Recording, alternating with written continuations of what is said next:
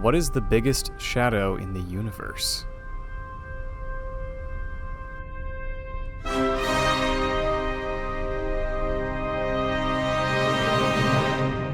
The universe is full of shadows. Or, to be more precise, it is full of light, and full of objects that sometimes block or disrupt that light. When one object partially or fully blocks the flow of light to another object, such that we can see the effect, we call that a shadow.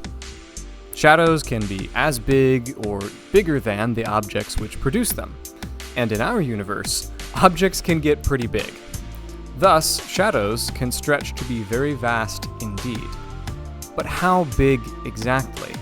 What are the biggest shadows we know of, and how big can a shadow theoretically get?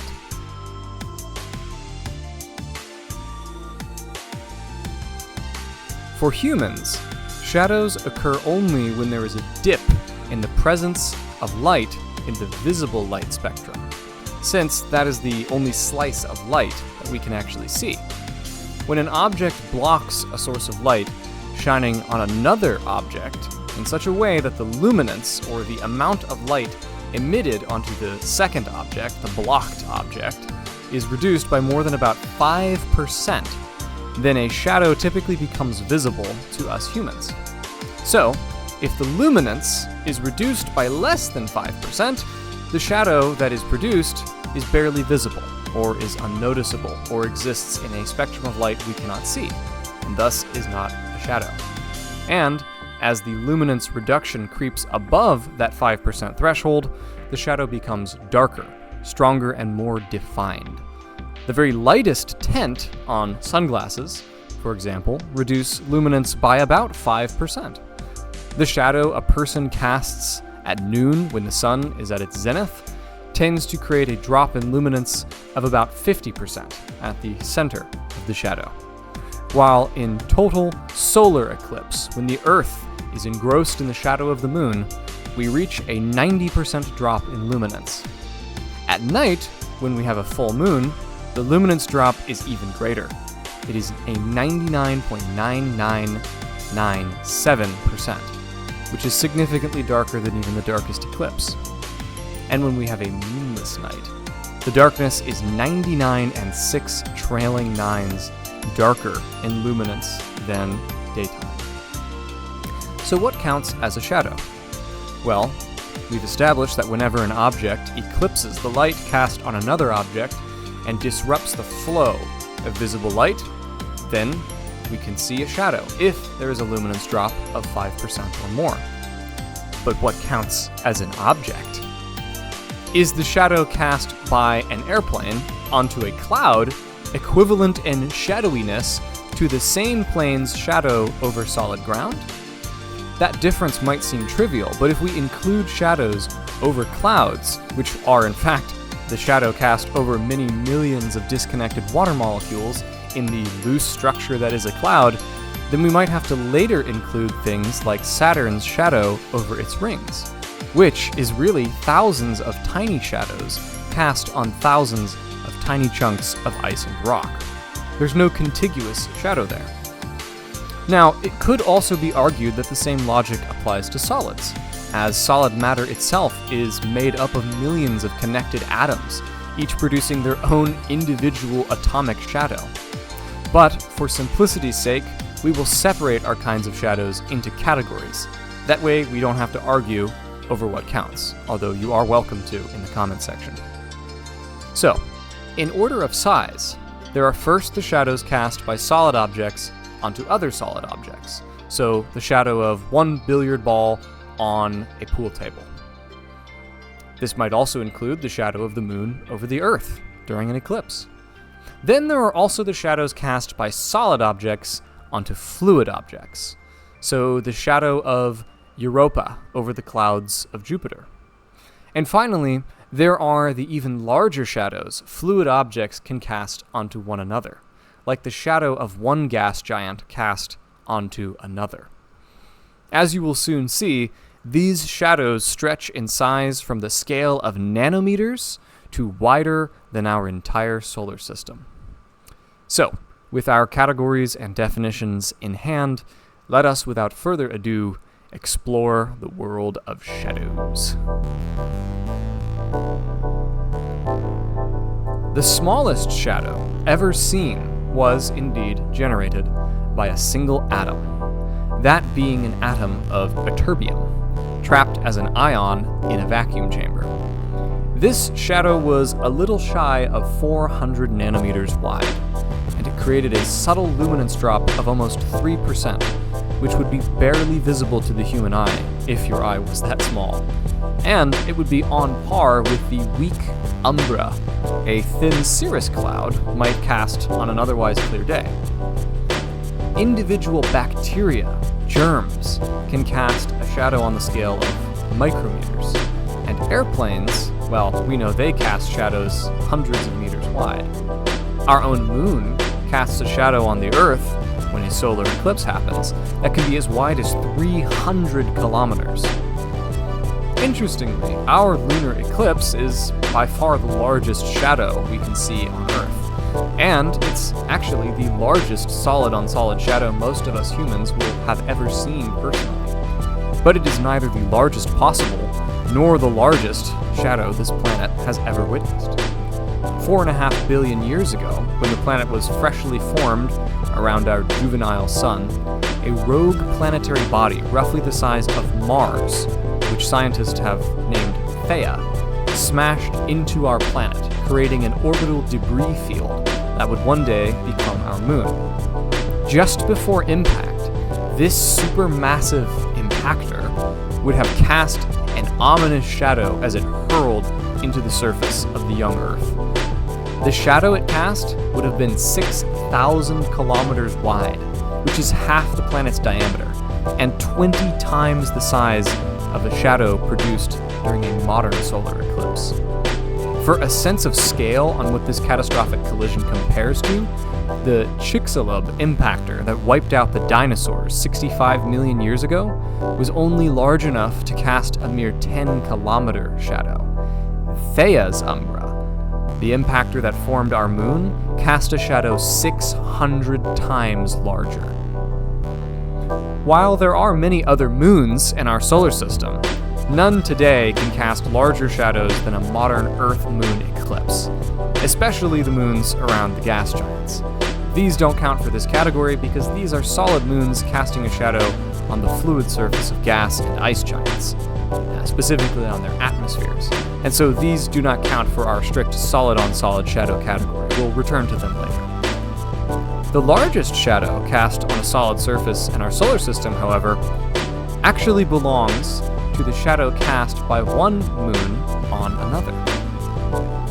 The Jovian moon, Ganymede, that is, the moon of Jupiter, the largest moon in our solar system, occasionally partially eclipses its sister moon Callisto, casting an enormous eclipse across about 80% of Callisto's diameter.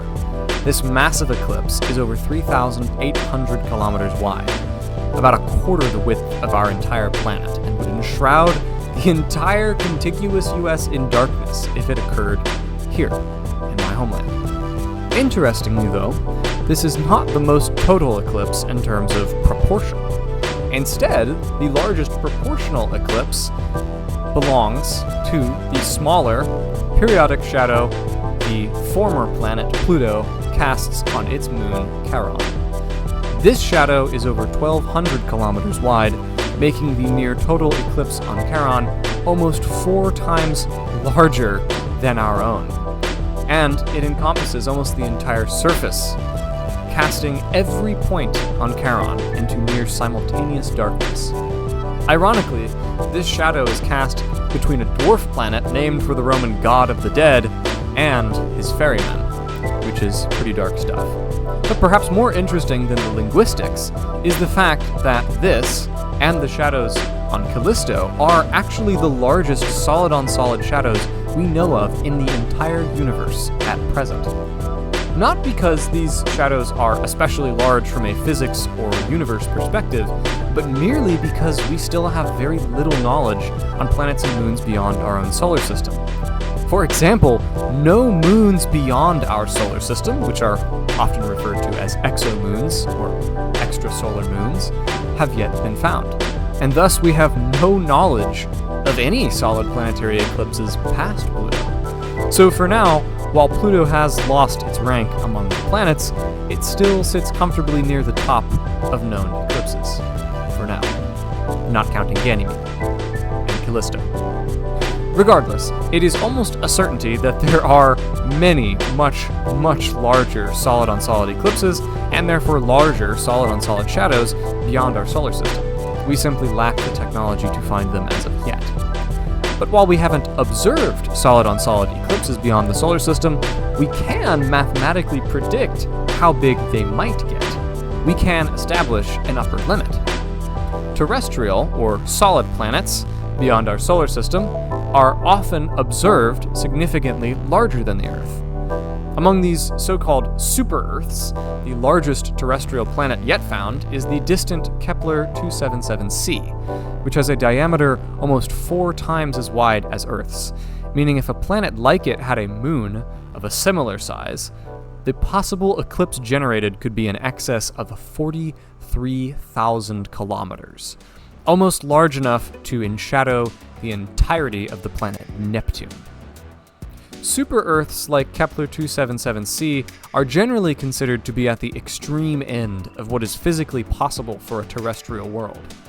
You see, terrestrial planets with more mass or volume than K277 tend to pull in gas and vapor rapidly as their mass increases, and they invariably turn into gas giants or ice giants, which means they are no longer eligible for our solid-on-solid category. But it is nonetheless theoretically possible for a terrestrial planet to be much larger than 277c if gas and vapor were kept artificially at bay, or at least kept at bay for the purposes of our argument. We could imagine, for example, an alien race obsessed with giant eclipses on terrestrial worlds, and they decide to build the largest possible solid planet for the largest possible solar or solid eclipse, rather. As our intrepid extraterrestrials pile more and more mass onto a larger and larger terrestrial or extraterrestrial super-Earth, their planet's radius begins to grow at a decelerating rate. You see, the more matter they add, the more densely the rock is packed, the more densely the solid matter is contracted inwards, which exponentially slows the growth of the planet's volume.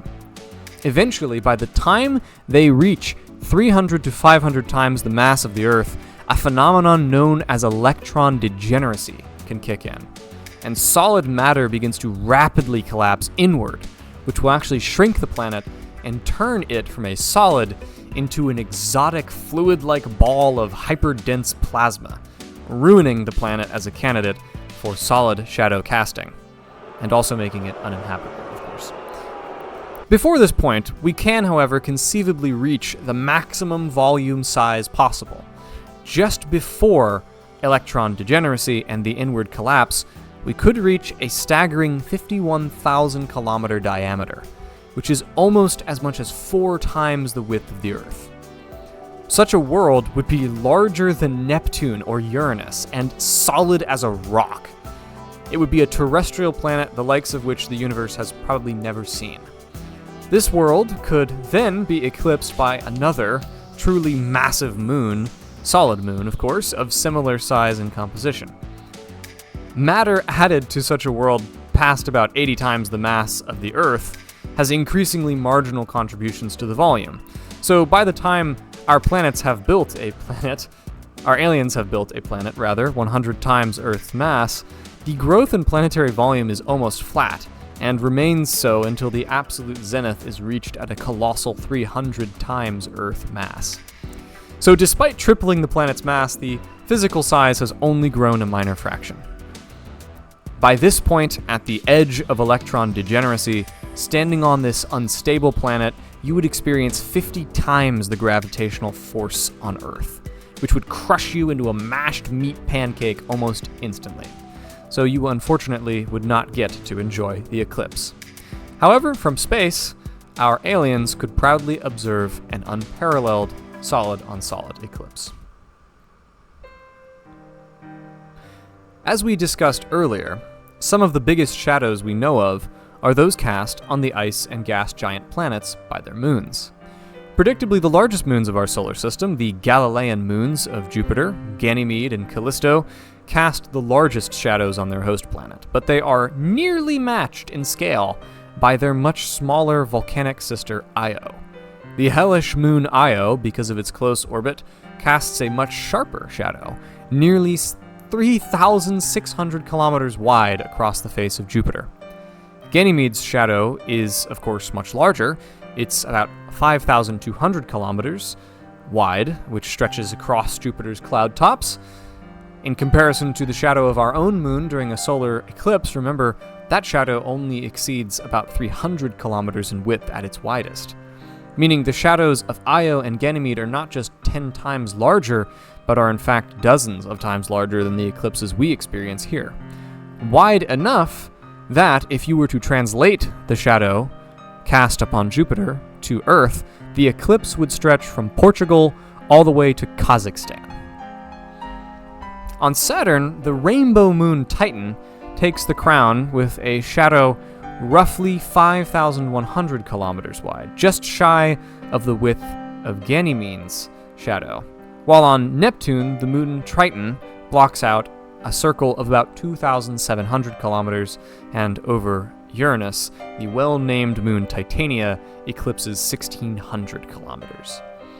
While these are truly massive shadows, they only take the prize in this category because, as we have discussed, human telescopes are as of yet too weak to identify any moons beyond our solar system. It is most likely that there are thousands of larger moons making thousands of larger shadows on gas giants just outside our solar system, of which we are only ignorant of by dint of our small capacity. However, as before in part 2, we can estimate and predict how large a solid world's shadow might be over a gas giant somewhere else in our galaxy, or in another galaxy, for example. While unlikely, it is not impossible for a massive terrestrial world like Kepler 277c to act as a moon around an even larger exoplanetary gas giant. Remember, Kepler 277c is the largest solid world we know of, and if you stuck it in orbit around a gas giant, it would cast a shadow as wide as its already massive diameter, which could mean a breathtaking shadow over 43,000 kilometers in width, almost 10 times the width cast by Io, and more than 100 times wider than the largest solar eclipses on Earth. This umbra would be so wide, it would eclipse the entire Earth 3.5 times over. Of course, there's always the possibility of a constructed solid world, like the one we discussed earlier, being built in orbit of a massive gas giant. In such a case, the shadow might be as large as our edge of electron degeneracy world at 51,000 kilometers in width. But what about rings? You see, planets don't just cast shadows over moons or vice versa. Planets also sometimes cast shadows over rings. Rings are, of course, neither a solid surface nor a fluid one like the surface of a gas giant, but they are in fact composed of millions of tiny orbiting shards of rock or ice disconnected by space. While this is technically not a fluid in the traditional sense, because of the fluid-like nature of planetary rings, I have elected for the purposes of this video to consider shadows cast on rings to be shadows cast on a fluid surface. Famously in our solar system, the planet Saturn has massive rings of ice, and it looms over these impressively with a shadow often 70,000 kilometers wide, which is by far the largest shadow we have yet discussed. However, Saturn is a gas giant, and so it does not count for our solid body on fluid surface shadow category yet. We'll return to it later. Nevertheless, our solar system has in the past been home to rings around solid worlds. The largest we know of actually existed here on Earth, the rings of Theia. Recall earlier when we were discussing how the rogue planetary body Theia struck the planet Earth? Well, when this Mars-sized chunk of rock hit our homeworld, it created a temporary ring around Earth, many thousands of kilometers wide. And based on some simple math, I calculated these rings to likely have been at least 11,000 kilometers wide, with an Earth shadow being cast over them, taking up about the same width. Interestingly, the rings of Theia were likely split into two separate bands, one very close to the Earth, about 11,000 kilometers wide, and a second ring much further out where the moon would eventually form. This second further ring would be at least 25,000 kilometers wide, making the total shadow length of Earth over the rings as wide as 36,000 kilometers when you combine both bands, making it the largest solid-on-fluid shadow we are currently aware likely existed or have evidence of. Something neat to note about the rings of Theia is how they might compare to Saturn's rings.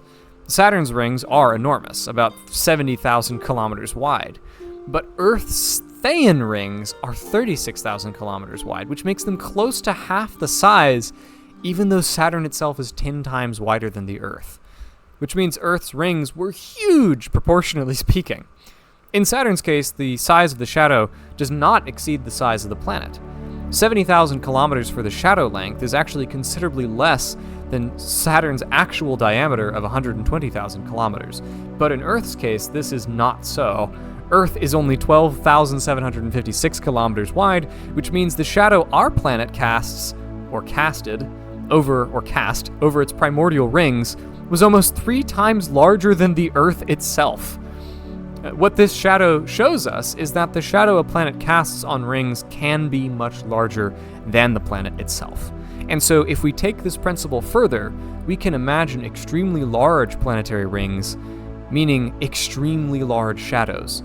Shadows that could stretch to be many hundreds or maybe even thousands of times larger than the original planet. In the case of a super-Earth like Kepler 277c, that supergiant terrestrial planet that keeps coming up, it is conceivably possible that a planet of that size could support rings as large as 8.7 million kilometers wide from the inner to outer diameter, meaning the rings would overshoot the planet's width by over 200 times. The shadow cast on those rings would be equally impressive, more than 9 times the width of our sun. It would take a full 30 seconds for light to travel from the inner edge of the ring to the outer edge of the ring, meaning the shadow would still be percolating out long after I have finished this sentence. As we discussed earlier, planets can theoretically get much bigger than K277.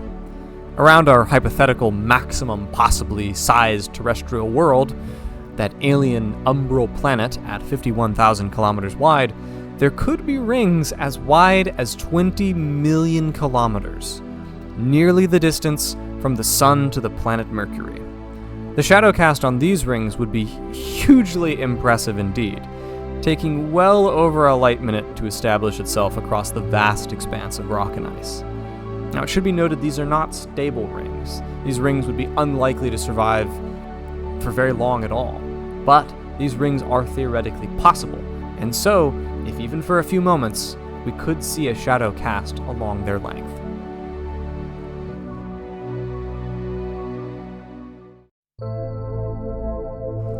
For our final and largest category, we can now address the shadows cast by non-contiguous or fluid objects like gas giants on other non-contiguous or fluid surfaces like planetary rings and accretion disks.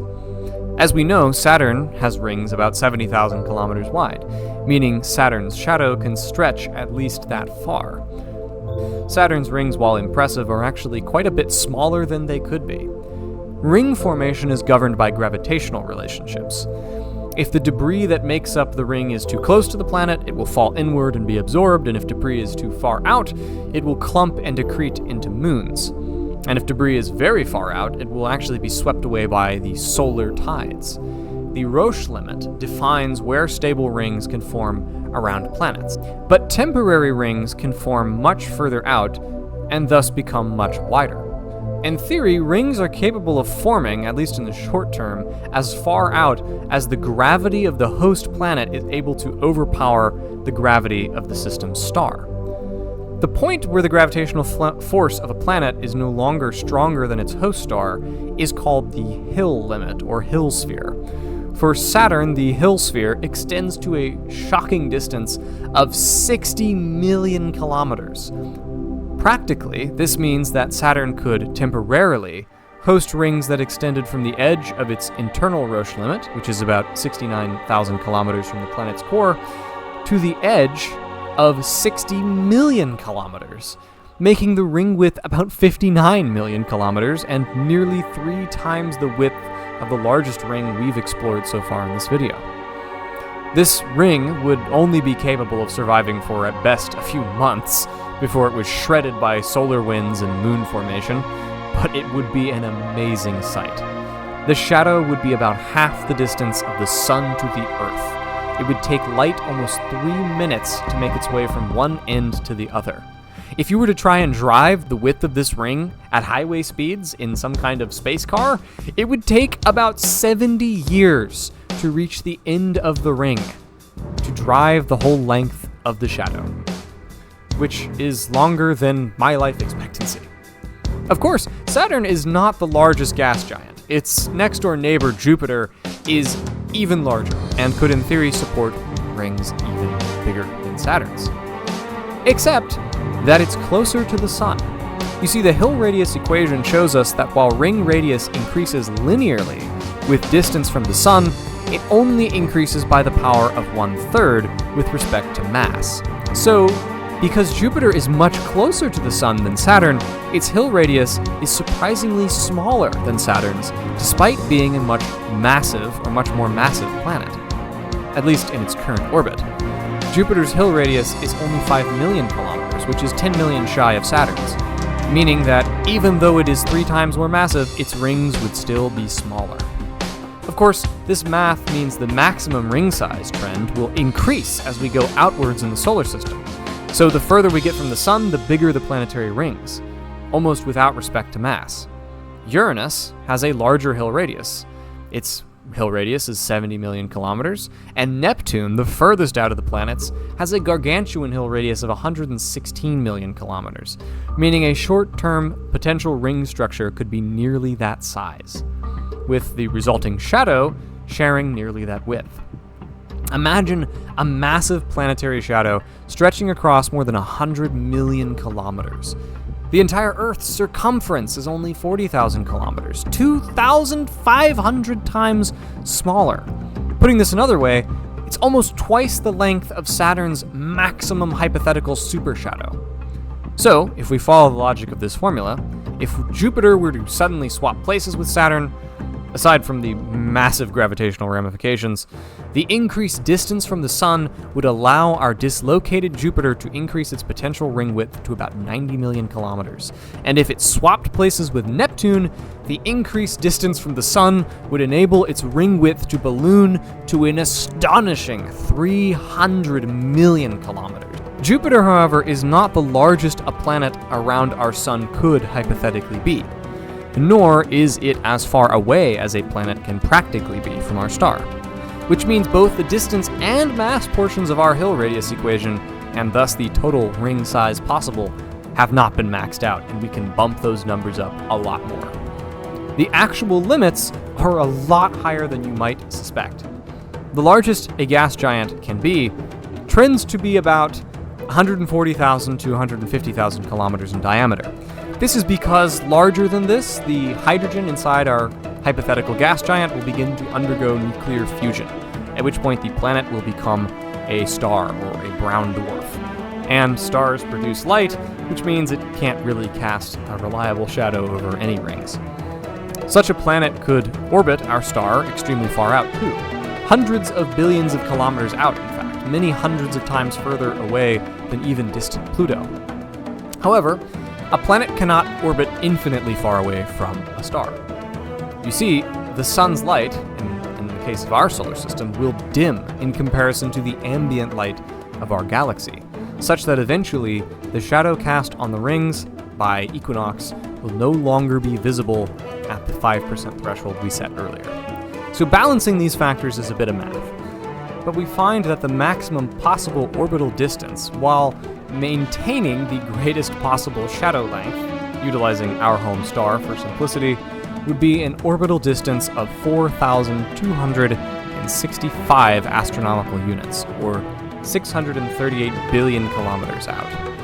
This planet would have a hill radius of 102 billion kilometers, with a possible shadow ring length of 73 billion kilometers or so.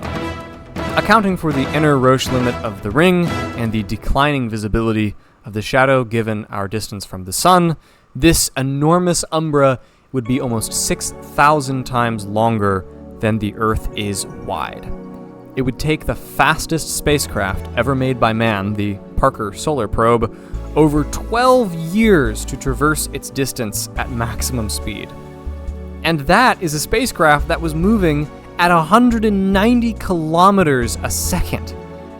To drive this distance in a car at highway speed would take you 83,000 years, which is longer than recorded human history, by a significant margin. We're talking about a shadow that is almost three light days long, meaning the shadow itself would take days just to propagate and form. You might imagine, this is nearing the maximum size a shadow can take up.